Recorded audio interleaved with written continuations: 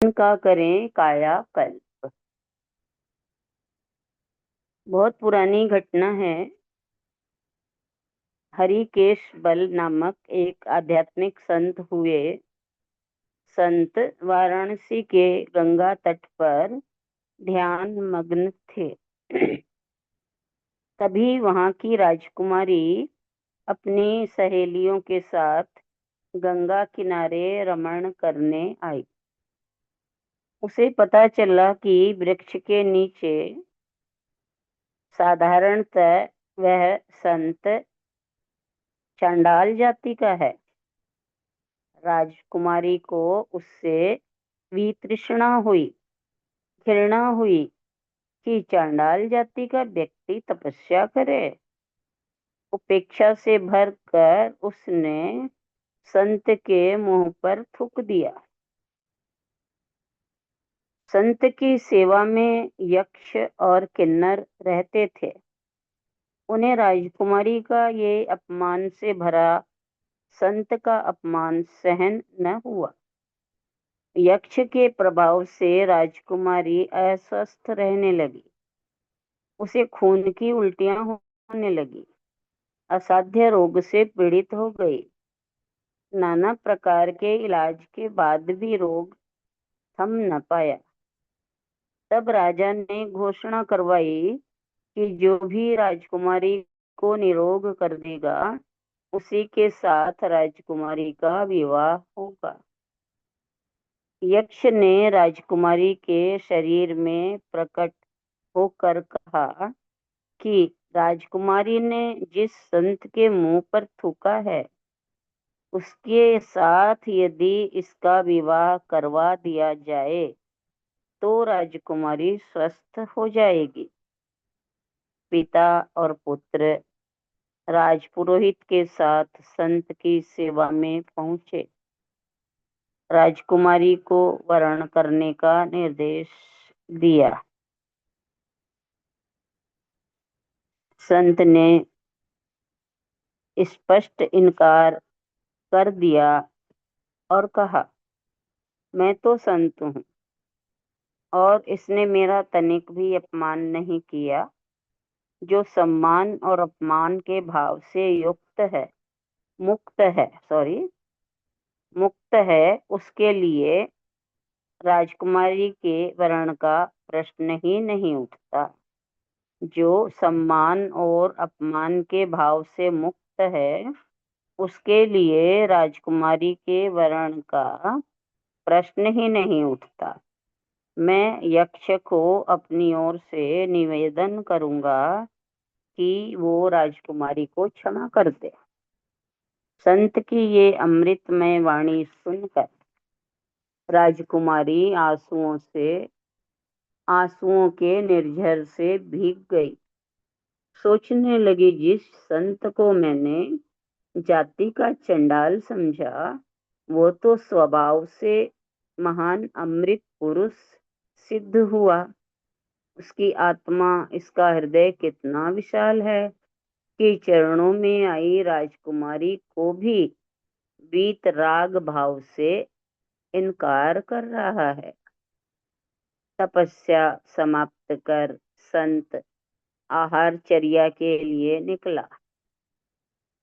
कहीं यज्ञ हो रहा था। प्रचुर मात्रा में भोज्य सामग्री बनी थी। वहीं जाकर संत ने भिक्षा की याचना करते हुए कहा कि तुम्हारे द्वार पर संत ऋषि के हरिकेश बल आया है, उसे भिक्षा दो, आहार दो। जैसे ही ब्राह्मणों ने हरिकेश बल का नाम सुना, यज्ञ स्थल के सारे ब्राह्मण दौड़ पड़े और पीटने लगे उसे कि इसने हमारी यज्ञशाला को अपवित्र कर दिया।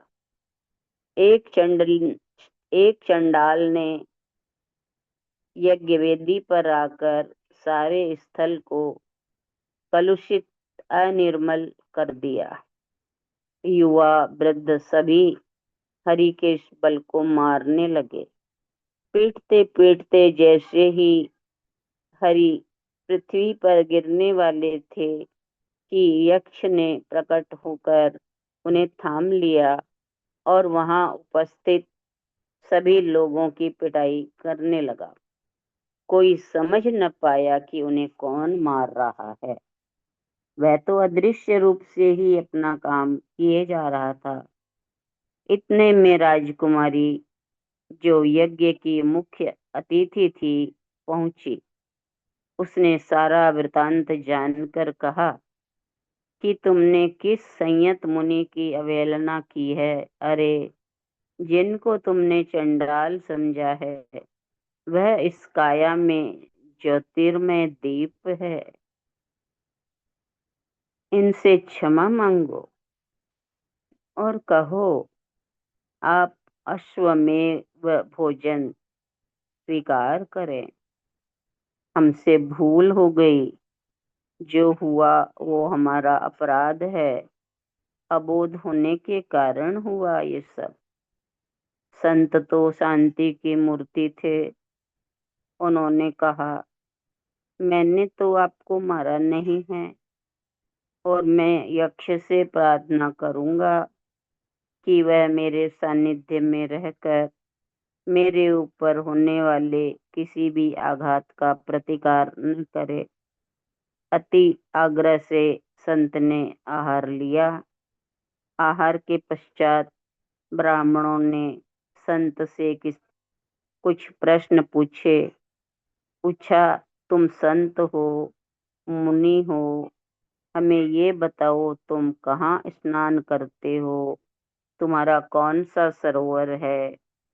तुम्हारे शांति तीर्थ कौन है, जिसमें नहाकर तुम विमल, विशुद्ध, पवित्र और क्षमाशील व्यक्ति बने?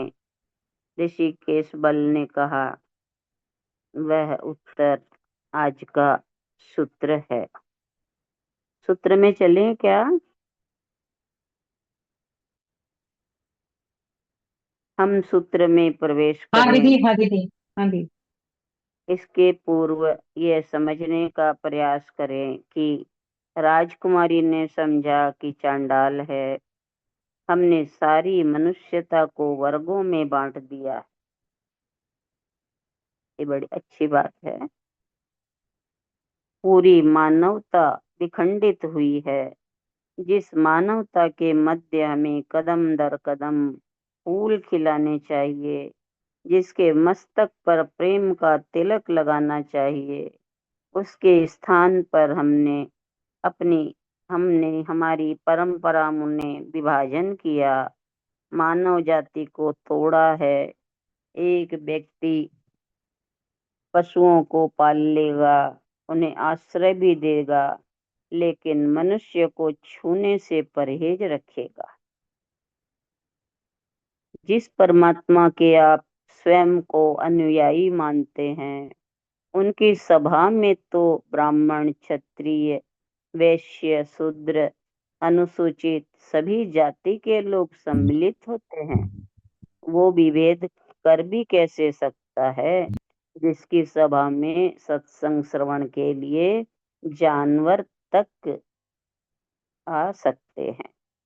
हमने हरिजनों को अपने धर्म स्थान में आने का अधिकार नहीं दिया। हम उसे छू भी जाएं तो स्नान करते हैं।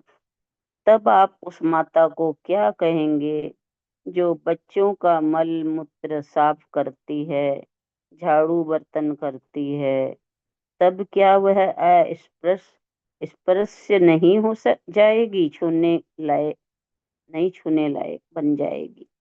मनुष्य मनुष्य के बीच इतनी बड़ी दीवार, सारी मानव जाति को प्रेम, अहिंसा, करुणा की भावना से जोड़ने की आकांक्षा रखने के बावजूद हम अपने ही नौकर की उपेक्षा करते हैं। अपने घर की साफ सफाई करने वालों से परहेज रखते हैं। मंदिरों का निर्माण केवल उनके लिए नहीं हुआ जो उच्च कुल में उत्पन्न हुए हैं। मंदिरों का निर्माण मनुष्यों के लिए हुआ है, उनमें भी विशेषतः उनके लिए जो अधम से अधम माने जाते हैं। उन्हें मंदिरों में आने दो। अपने धर्म स्थानों में आने दो, ताकि वे भी कुछ पवित्र पुण्यात्मा, कुछ भव्य आत्मा हो सकें। मंदिर तो पापियों के लिए शरण स्थल है, जहाँ जाकर वे अपने पापों का प्रायश्चित करते हैं। महावीर तो कहते हैं कि राजा श्रेणिक अगर मेरे दर्शन को आता है तो मैं नहीं जानता कि वह कहाँ पहुंचेगा, लेकिन घोड़ों के पांवों के नीचे दबकर मरने वाला मेंढक जो मेरे दर्शन को आ रहा था, निश्चित ही स्वर्ग पहुंच गया।